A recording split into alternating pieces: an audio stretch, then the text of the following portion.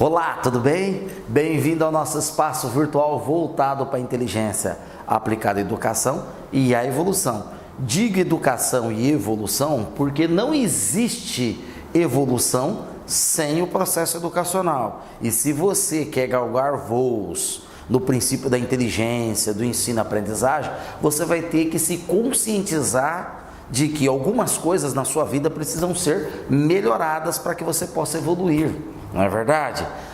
Primeiro, conscientização, depois, ação. Os nossos vídeos curtos de 3 minutos e meio estão no ar, né? Numa proposta, numa pasta do nosso canal, Playlist, né? O pessoal gosta de falar inglês aí, mas eu costumo usar a denominação pasta. Numa pasta escrita inteligência e aprendizado. Lá, vídeos curtos de 3 minutos, dando cliques para você se conscientizar de quais são os reais problemas que impedem você de ter desempenho melhor nos estudos. Segundo o psicólogo Hal Gardner, em seu livro, né, sobre inteligência, ele diz que 20% da população não está apta, não tem o cérebro apto para aprender com os métodos tradicionais de ensino. 20%. Tá certo? De repente você está numa escola tentando estudar matemática pelos livros didáticos, tentando aprender ao português, né, a gramática, a matemática, a química e física. Você pode ser que você seja um desses alunos que esteja nessa faixa de 20%, de que não tem cérebro cognitivo para aprender pelos métodos tradicionais, livro, giz, lousa e material didático. Você aprende por praticidade, por trabalhos manuais, em contato com um laboratório de química, de física. Você precisa vivenciar a experiência para poder aprender. Só que ninguém fala isso para você. Você tem que descobrir. Se você for uma dessas pessoas, você não pode estudar numa escola que tem métodos tradicionais de ensino. Você não vai conseguir deslanchar, tá certo? O nosso canal é feito para conscientizar você da importância dos estudos na sua vida. A partir de agora, manda no mundo quem tem inteligência e velocidade. Se você é uma pessoa que tá aí com níveis de percepções baixas, não consegue raciocinar corretamente, não tem pensamentos claros sobre aquilo que quer e deseja, você vai ficando para trás, tá certo? Não que você não vá viver no mundo, né? O mundo é espaço para todo mundo viver. Você não vai viver tão bem quanto você queria. Tá cheio de gente, né, que tem carro, casa, apartamento e está frustrado por não viver as experiências ao qual nutre em seu eu.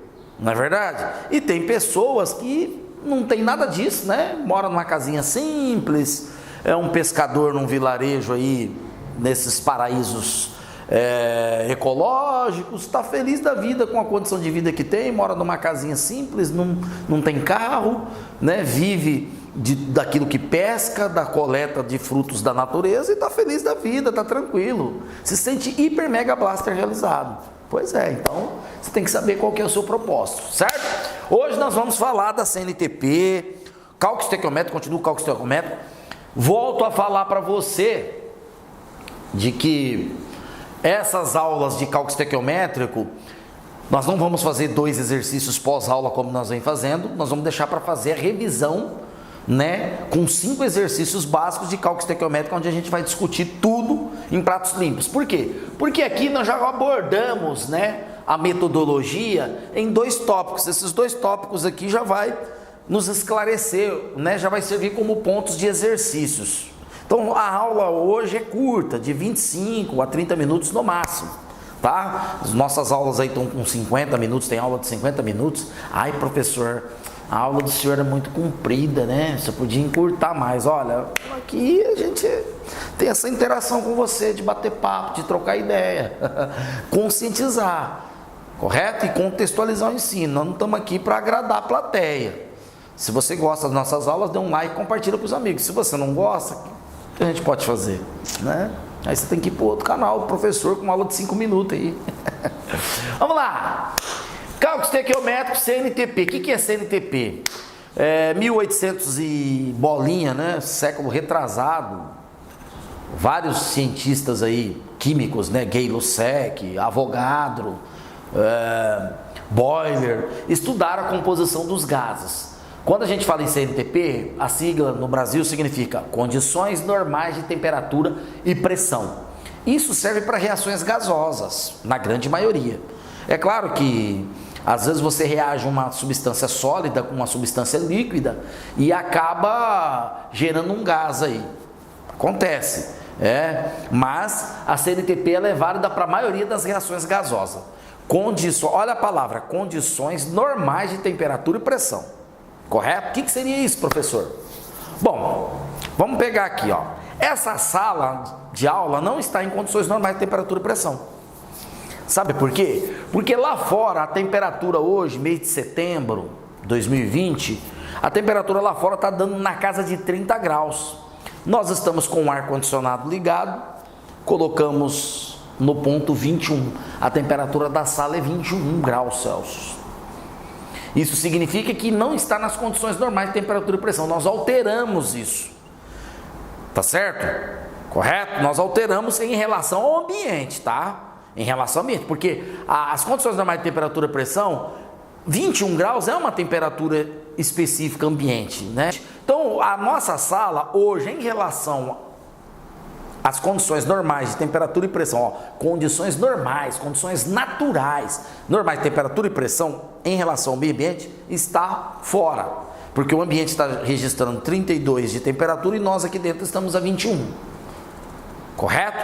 Agora, é claro que o gás aqui a 21 graus Celsius, ele reage nas condições normais de temperatura e pressão também. Por quê? Porque essa diferença de temperatura lá fora e aqui dentro não vai alterar as condições normais de temperatura e pressão. Porque 21 graus ainda é considerado no padrão. Agora, se você entra dentro de uma câmara fria, que está lá a 7 graus Celsius negativo, aí eu diria, né, para você que realmente você fugiu dos padrões normais de temperatura e pressão. Se uma reação fosse feita dentro dessa câmara fria, uma reação gasosa, não reagiria nas proporções estequiométricas das condições normais de temperatura e pressão. Ô professor, condições normais de temperatura e pressão significa o quê? Significa eu ter uma temperatura de 0 graus Celsius, né? Que somada a 273 vai me dar 273 Kelvin, porque gás utiliza-se temperatura em Kelvin. Nós temos o zero absoluto, que é o 0 Kelvin, uma temperatura de menos 273 graus Celsius. O que seria o zero absoluto, professor? Seria a condição de temperatura onde não ocorre nenhuma reação química e nenhuma atividade organoléptica aí, de divisão celular, enfim, nenhuma atividade química ocorre nessa temperatura. E acho que organoléptica também não, né? O que seria uma atividade orgânica? Divisão celular, metabolismo, coisa desse tipo, correto? Tá certo? Então, o zero absoluto não é a temperatura onde não tem atividade química, é zero total, correto? Eles consideram como zero absoluto. E é uma discussão longa, né? Porque se a gente for falar sobre, porque o Kelvin, a gente vai ter que falar dos experimentos e não faz parte do objetivo do curso. A pressão é a pressão de 760 milímetros de Hg, coluna de mercúrio, que corresponde a 1 atm no nível do mar, né? Pressão 1 atm no nível do mar. Saiba que esses estudos proporcionaram uma evolução muito grande posteriormente nos estudos químicos relacionados ao gás. Por exemplo, Clapeyron tem a famosa equação de Clapeyron, né? Que a gente utiliza para calcular gás. Por você, nunca rezei tanto. Colocando o R aqui, ó, 0,082, é uma constante para uma pressão em atm. Quando a pressão está atm é 0,082. Quando a pressão está em milímetro de Hg, eu uso o 62,3, ó, para pressão em milímetros de Hg, certo? O Clapeyron, nos gases, ele percebeu uma coisa importante. Por que ele usa o número de mols ali? Porque ele percebeu o seguinte: olha, eu tenho o gás hidrogênio. Qual que é a massa do gás hidrogênio? 2 gramas por mol. Cada 1 mol, 2 gramas. Eu tenho o gás carbônico, que é 44 gramas por mol. A cada mol tem 44 gramas. Ué, se esse aqui pesa mais do que esse, significa que ele é maior. Vamos comparar o gás carbônico aqui com um melão, certo? E o gás hidrogênio com uma jabuticaba. Um monte de jabuticaba batendo nas paredes. Aí eu tenho um molde de melão batendo nas paredes. Quem que vai exercer mais pressão sobre o recipiente? Claro que é o melão. Claro que é o gás carbônico, porque ele é maior. Partículas maior, ao se chocar com a parede, exerce maior pressão no recipiente. E a pressão, ela mede exatamente, a pressão mede exatamente o choque das partículas com o recipiente. É isso que você tem que entender. Eu estou falando isso aqui, alunos, porque gases não vai fazer parte das nossas videoaulas. Nós não vamos estudar gases aqui em química, nem em física, tá? Acho que não cabe a nós aqui estudar gases, certo? Porque a gente organizou algumas videoaulas, eu vou publicar 50 videoaulas, né? O total de cada uma, e gases ficou de fora. Mas já falando para vocês como que funciona algumas coisas, alguns conceitos. Então, as condições normais, 1 atm, 273 Kelvin, né? Que é 0 grau de temperatura, e o volume molar. Você não tem a massa molar? 44, igual eu falei aqui, o gás carbônico. Você vai pegar a massa do oxigênio, 2 vezes 16, 32, mais a massa do carbono, 12, 32 mais 12, 44 gramas mol. Significa que a cada mol de gás carbônico, botam na balança, pesa 44 gramas. O volume molar, é 22,4 litros por mol. Ah, como assim, professor? Todo gás, nas condições normais de temperatura e pressão, ocupa um volume de 22,4 litros cada mol. É, professor? Ué. Então, se você pegar um mol de gás oxigênio e colocar ele nas condições normais de temperatura e pressão, ele vai ocupar o volume de 22,4 litros, sempre. Eles acharam 22,7, 22,6 na época que foi feito o estudo, né, Avogadro e os cientistas da época, e aí fizeram uma média lá e estabeleceu 22,4 litros. Todo gás, nas condições normais de temperatura e pressão, ocupa o volume de 22,4 litros. Agora fica fácil eu estabelecer relação de massa com volume e mol com volume. Por quê? Porque agora eu sei qual é o volume de um mol de gás em determinada situação, nas condições normais de temperatura e pressão, certo? Então nós temos uma reação gasosa de gás nitrogênio com gás hidrogênio, formando o gás amônia, NH3. Gás amônia é aquele gás, quando você vai nas festas aí, né, vocês que são jovens, né, gosta de tuts, uma baladinha. Aí quando você chega no banheiro, o povo vai mijando fora do vaso, cachaça, rufo, e né, quando não fala com uns outros comprimidos aí, uns remédios que eu nem ouço falar, porque eu odeio isso, mas tudo bem, vamos lá, não gosto de ver minha juventude se endoidando, mas infelizmente o mundo é assim, né? Aí você vai no banheiro lá, você chega, você sente aquele cheiro de urina, aquilo ali é gás amônio. Porque o cara mija fora do vaso, dá descarga, cai água, e aquele cheiro só sobe porque mistura com água.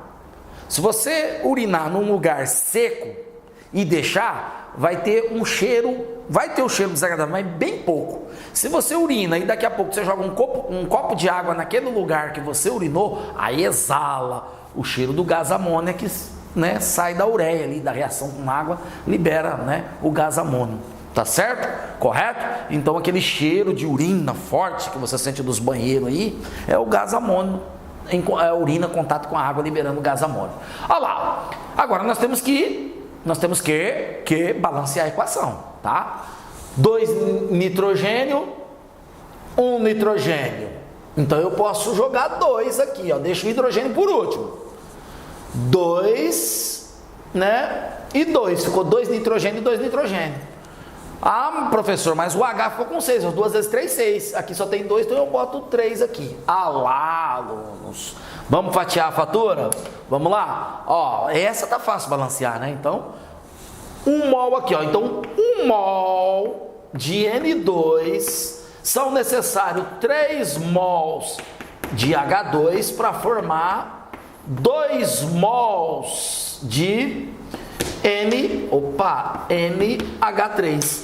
E em massa, a proporção em massa, Luiz Caio, quanto que vai ficar em grama isso aí, hein?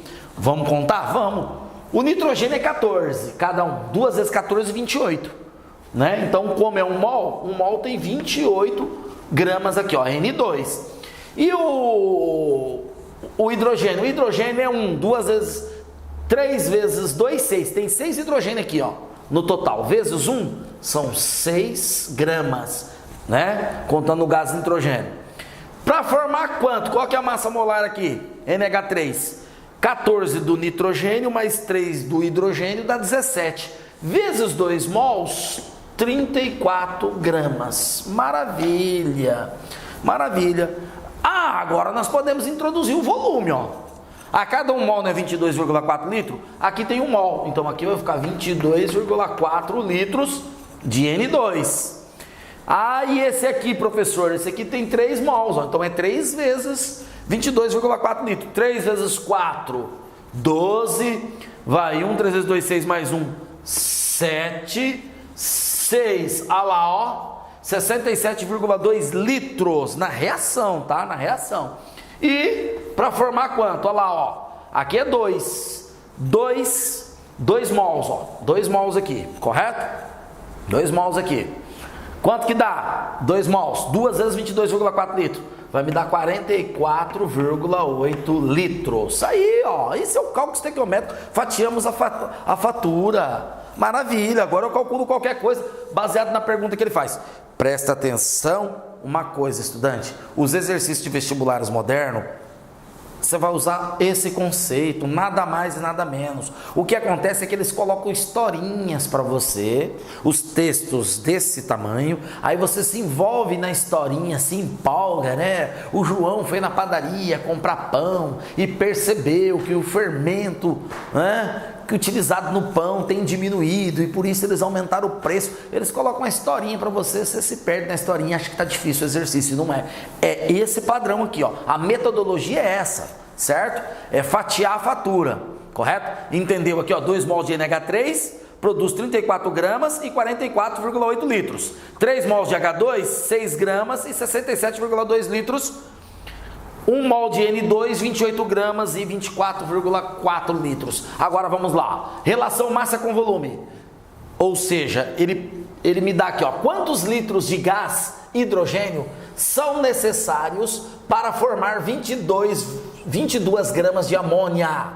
22 gramas de amônia é o pedido, é o dado, é o que ele me deu. O que ele quer? Ele quer X litros de H2, dado pedido, beleza? Então ele está relacionando massa com volume, ele me dá a massa que é o volume, ou ele me dá o volume que é a massa, pronto, isso aqui é o que ele quer. Mas qual é o padrão da reação? O padrão da reação, massa de NH3, cadê a massa de NH3? Está aqui, ó, 34 gramas, ele quer o volume de H2, então 34 gramas de NH3 na reação me gera 67,2 litros de volume, então aqui 34 gramas de NH3 vão me gerar 67,2 litros de volume de H2, tá aqui, ó,